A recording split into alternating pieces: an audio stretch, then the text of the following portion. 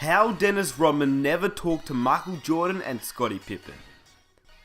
Now, as we all know, Dennis Rodman won 3 NBA titles with the Chicago Bulls, whilst playing alongside Michael Jordan and Scottie Pippen from 1995 till through 1998. But during an interview of In Depth with Graham Bensinger, Rodman talked about how he never spoke with MJ or Pippen during his time in the Chicago Bulls, outside of their interactions on the court. Why not speak to your teammates then? Well, I didn't think it was important. I thought it was important for me to go there and win. You know, it wasn't. I don't have to have a job to speak to people. So I don't. Me and Scottie, we're cool. Me and Scottie, we're cool today. You know, we're a little older, we're a little wiser, but we're cool today. I mean, me and Scottie never had a conversation. We never had a. Me and Scottie and Michael never had a conversation in 3 years in Chicago. Only time we had a conversation is on the court. That was it. And nobody believes that. Now, how is that even possible? Not one conversation in 3 years? Crazy, or is it? Now, obviously this statement came from Dennis Rodman. Whether you trust him or not, I haven't heard Pippen or Jordan deny it, but I do believe that they did have conversations, just very rarely, if ever. Obviously Jordan and Pippen were close, but according to Dennis Rodman, he never spoke to them, which, I mean, it is surprising since they won 3 NBA championships, but is it that surprising when you break it down, which is what we're going to do in this video? There were 2 versions of Dennis Rodman, maybe even more than that, but we had the party animal Dennis Rodman, and we had the basketball player Dennis Rodman. Like, I'm not joking, watch his documentary, which it's amazing if you haven't watched it, because I'll leave a link in the description. Watch his documentary. Anyway, the Dennis Rodman before he became the tattered, pierced, party animal Dennis Rodman played in Detroit during the late 80s, early 90s, when the Pistons were known as the Bad Boy Pistons. They were notoriously ruthless to players who drove in the paint and would repeatedly slam opposing players to the ground. They did it to almost every player, but especially to Michael Jordan, Scottie Pippen and the Chicago Bulls, simply because the Bulls were the young upcoming team who were eyeing the Eastern Conference Championship. As such, the Pistons were especially brutal to Scottie Pippen and Michael Jordan and would knock them around really hard, which is why I'm making this video, because as you can see, Rodman wasn't afraid to play hard. He would do whatever it took to win the game, and if it meant tackling an opponent to the ground or absolutely hammering them, well, he would simply do it. Very tough out there. Again, an unnecessary hit taken by the Pistons as Scottie Pippen was racked up.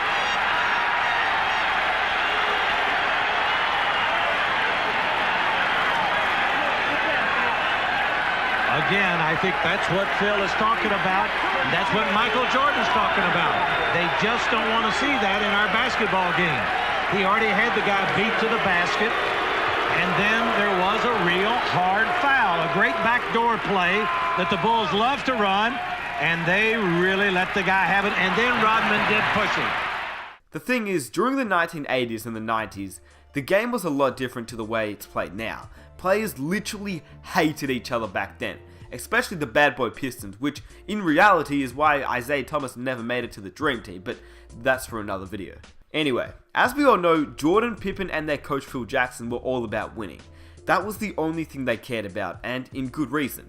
To give a very brief summary, Jordan and his Bulls won 3 NBA championships from 1991 to 1993, and then he retired. Now, whether Jordan retired because David Stern wanted him out of the league for his gambling controversy, or whether Jordan retired because he lost his desire to play basketball and the murder of his father made him want to play baseball, well, it's up for debate which one you choose, but nevertheless, he was out of the league and playing baseball. Then, in 1995, as we all know, he returned with his famous quote, "I'm back." He shocked the basketball world, and that year the Bulls lost in the Eastern Conference Finals to the Magic with Shaquille O'Neal.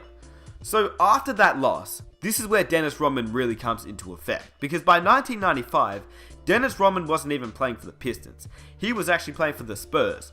By 1995, the Bulls were looking for a guy.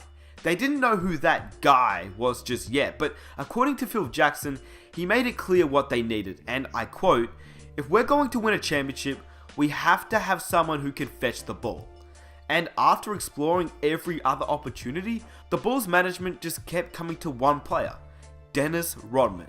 Now you have to remember at this point, Michael Jordan and Scottie Pippen didn't like Dennis Rodman. In fact, they hated pretty much, or not pretty much, they hated everyone that played on that bad boy Pistons team. The thing was, Dennis Rodman was literally the perfect guy for the Chicago Bulls. He was exactly what they wanted, and he hated playing in San Antonio, which he wanted out. The only thing was, the Bulls management said he'd be the perfect guy, but only if our players would accept him. Now, as I mentioned before previously, you have to understand that Jordan and the Bulls were almost definitely not a fan of Dennis Rodman, but Jordan was one of those guys who simply would do anything to win. Literally anything to win. He agreed to have Dennis Rodman on board. Then it was Scottie Pippen's turn, and I'll let Dennis Rodman discuss what happened here. Only thing I said to myself, I said, wow, man, I went to Detroit now. We used to push Scottie Pippen and Michael Jordan around, and now I'm going to play for these guys. So now I was just wondering how these guys going to take me. I'm over to Jerry Cross's house. Phil Jackson was there, Michael was there, Scottie was there. Phil Jackson got to the point, he said, Dennis, the first thing I want you to do is go over and apologize to Scottie Pippen. I'm like, what? So I went outside and we talked for 5 minutes and stuff like that. And Scottie said, it's okay, everything's fine, man, don't worry about it. So after Dennis Rodman and Scottie Pippen talked it over, Rodman would have to discuss his contract, and in typical Dennis Rodman fashion, he discussed it like a champ. Went back inside, Phil Jackson asked me, Dennis, would you like to be a Chicago Bull? I said, I don't give a damn if I'm here or not. That was my answer, and then Phil Jackson said, congratulations, Chicago Bull. Now, Dennis Rodman did what he did. He didn't care who he played with, he didn't care who he played for. As long as he knew what he was doing on the court, and the team just left him alone off the court. And that's exactly what the Chicago Bulls did. That's exactly how Jordan and Pippen never spoke to him, because he simply didn't want to be spoken to. All he wanted to do was party and play basketball. Jordan didn't care, Pippen didn't care, and Phil Jackson didn't care. Now, the reason why they didn't care was because Dennis Rodman just did his thing on the court. Dennis Rodman, while not disrupting the offense, did what he was asked to do. Rebound on both ends of the court, play furious in your jersey defense, and take care of the dirty work, if you will. Now, Dennis Rodman, he would get 3 points, 20 rebounds, couple steals, a couple blocks. He just did what you wanted Dennis Rodman to do. Routinely, he guarded the best opposing big man, and routinely, he got the better of that matchup. Then, after the game, he'd go out and party, and no one would ever see him until the next game, where he'd do the same thing. Get 3 points, 20 rebounds, couple steals, couple blocks, and he would do the same thing over and over and over again. The Bulls went 72-10 one season, and they won 3 championships in a row, and Rodman never spoke to anyone off the court. Something that I guess you wouldn't see nowadays, but in the 90s, it was a lot different, to be honest with you. And we're talking about Dennis Rodman. He was crazy in a brilliant way. Lastly, I'm going to end it with a quote from Steve Kerr. For 3 years, our team really dealt with it well, Kerr said. Michael had this sort of quiet respect for Dennis. They rarely communicated, but Michael respected Dennis for the way he competed and rebounded. He knew how important he was to the team and left Dennis to do his own.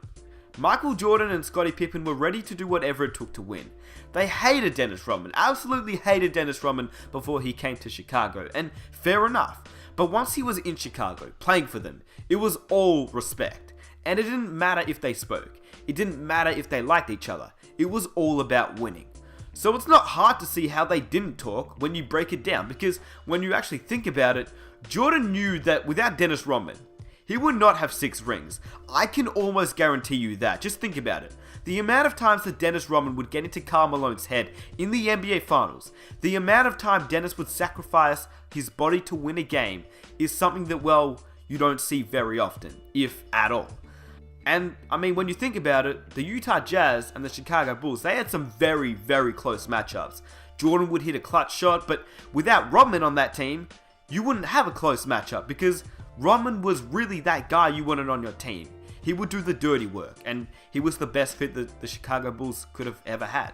I personally wish that we could see more of this. You don't have to like each other off the court, but once you're on the court, you best believe that the other player has your back, just like Rodman did for Pippen and Jordan, and vice versa. They didn't have to talk off the court because they weren't friends, but on the court it was different. They would die for each other. They were teammates, and in Rodman's own words, they were the best teammates ever. They let him party as long as he played the way that they needed him to. And I hope you guys enjoyed the video. I just thought it'd be a pretty interesting video to make for those that didn't know about Dennis Rodman and what he sacrificed to play basketball. He didn't really talk to Michael Jordan or Scottie Pippen, but hey, it didn't matter. They won championships, and that's all that matters now. And he does things that are totally different than a lot of people, but when he steps on that basketball court, he gives 110%. This is a new experience for Scottie and myself, and for Phil, and for other guys who have been on that championship team and faced it, Dennis and James Edwards. But we put that aside for a common goal, which is to win a championship. And I'm gonna cheer them on as if they're my teammates, but yet I do that knowing that I've got a lot of scratches from those years. If you enjoyed this video, please subscribe for more videos just like this, and comment some of your own ideas that you'd like to see, because, well, it can be to do with Dennis Rodman, it can be to do with the current NBA, it can be to do with anything NBA related, and I'll do it for you guys.